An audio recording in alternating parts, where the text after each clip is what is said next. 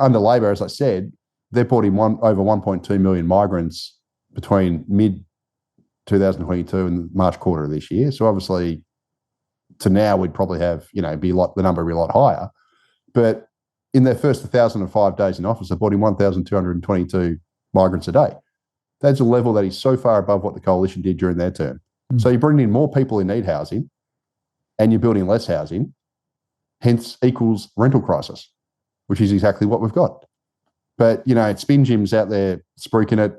Claire O'Neill's constantly going on about how Labor, we care, we listen to you. Legally Blonde's out there, boasting about Labor delivering all this housing. But when the actual reality is you're delivering less and you're importing more people who need housing, hence rental crisis.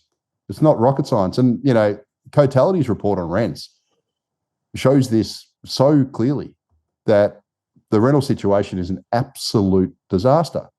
So advertised rents in the past 5 years, according to Cotality, have risen by 43% across the capitals. Now, I've got the chart on the left, the top left there, which the capitals are shown in black. The capital city aggregate is shown in black, and all the other major capitals are shown in the other colours.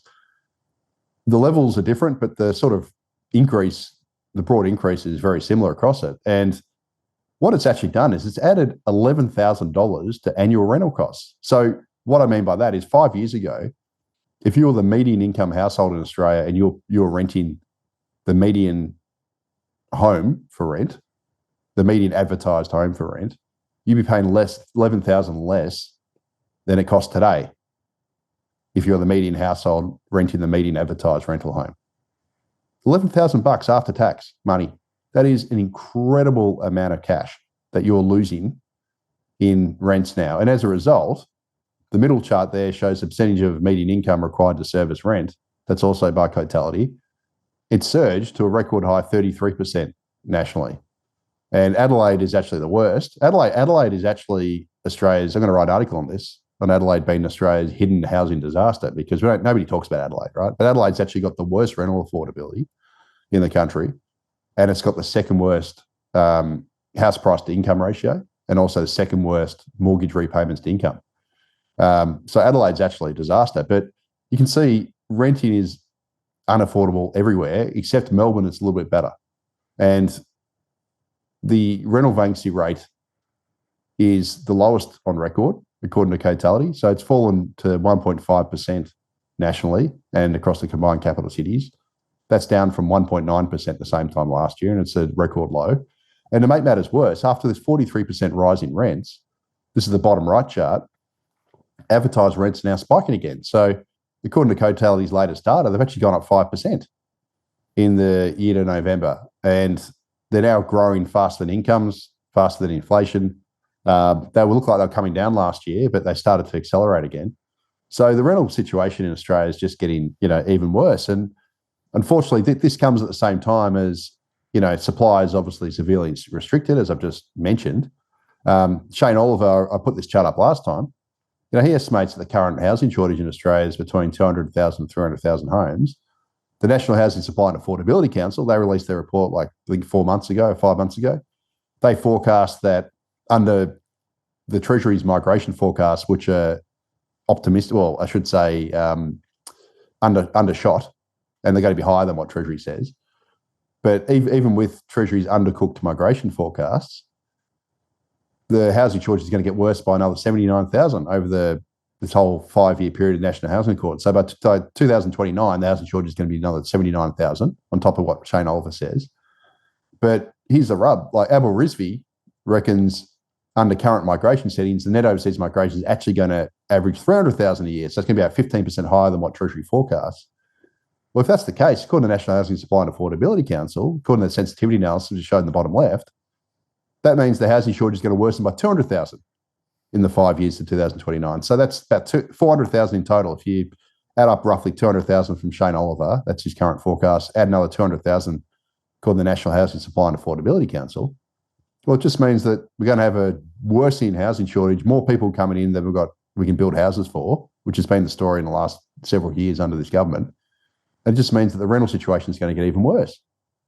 And, here they are. Here's, Jimbo, Spin Jim and Legally Blonde, Claire O'Neill, trying to claim that Labor's doing really well on housing supply when they're under-delivering on housing supply, but they're over-delivering on migration.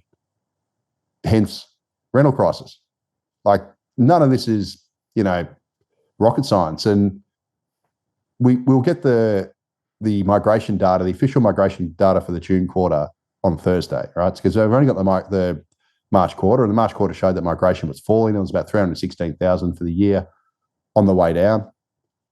But all the data on the population population-related data that's come out from the ABS in the last month suggests that migration is accelerating and population growth is accelerating. So the top left chart, we've got the net permanent long-term arrivals. This is historically tracked net overseas migration in a directional sense. So when this goes up, usually net overseas migration goes up and vice versa. That was a record high in year to October. That chart's from Tarek Brooker. Below that, we've got the civilian population from the November labour force release from the ABS. You can see that migration bottomed in the March quarter. Sorry, not migration. The population, the working age population, which is basically population aged over 15. That bottomed in the March quarter. That's been rising since. Interestingly, the chart directly to the right of that, bottom middle, from Alex Joyner at IFF Investors, this whole notion that we've got catch-up migration as well and truly been shattered, because the working age population is now tracking 300,000 above the pre-COVID trend, right? So we've added basically a Hobart and a Geelong extra to the nation's population above what the pre-pandemic trend was, at the same time as we've built less homes. Equals rental crisis.